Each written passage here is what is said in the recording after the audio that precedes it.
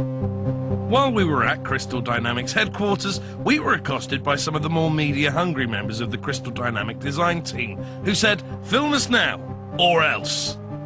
I'm Cam Yu, lead character artist, and I'm about to show you some of Lara's costumes and model of the Thrall. This is Lara's standard outfit for Tomb Raider Underworld.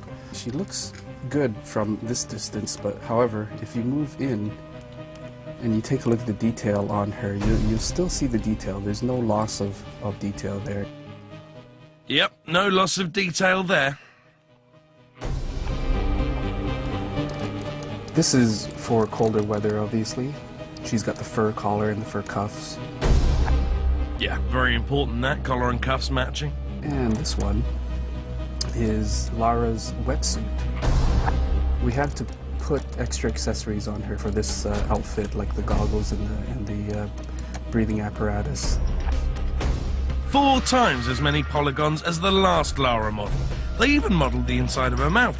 But the most important part of the model? The eyes.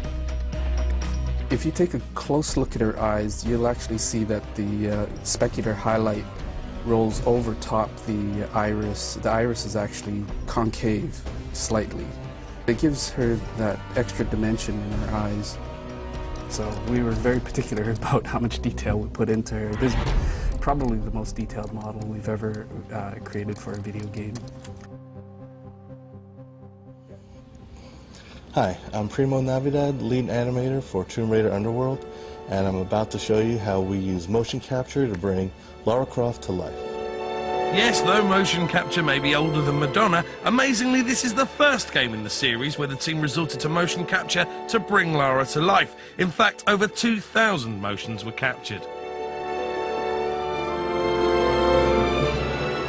So this is a new feature that she can do in the game, which is the whole balance beam mechanic.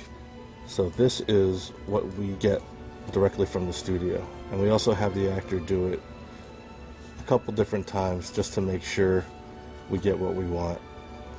I took that long file and cut it down to a loop.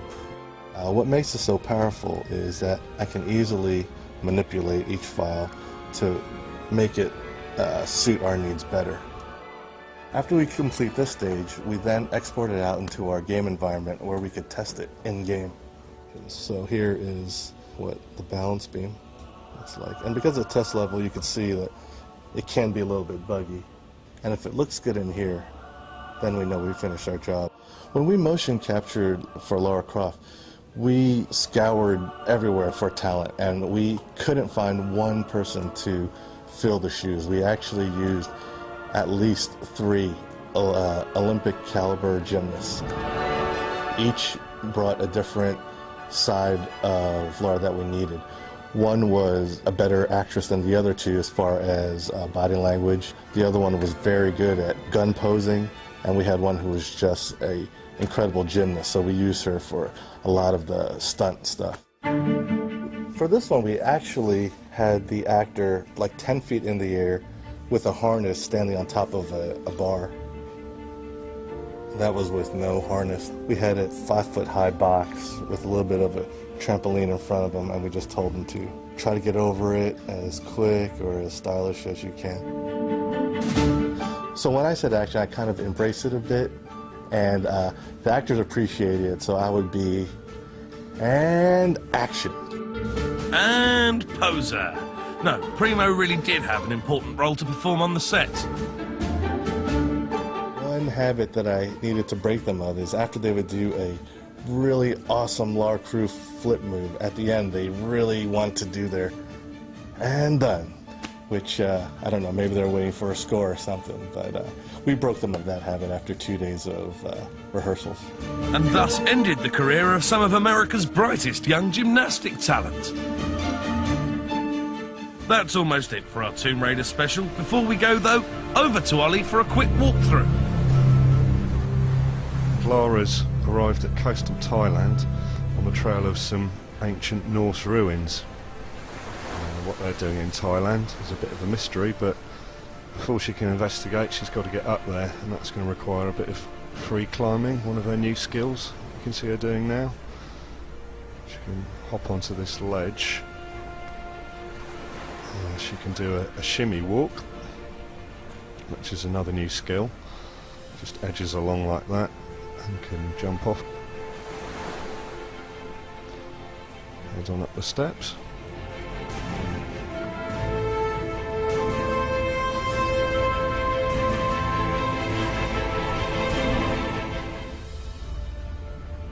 This bit looks dangerous.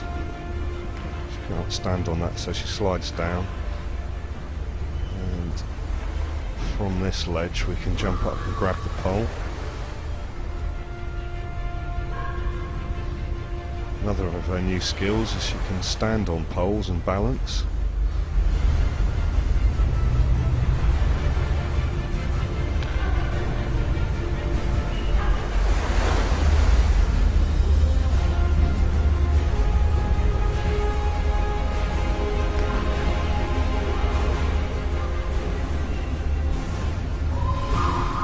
Now we've reached a big gate which we're going to have to climb over, so we'll do a chimney jump up here. That's another new skill.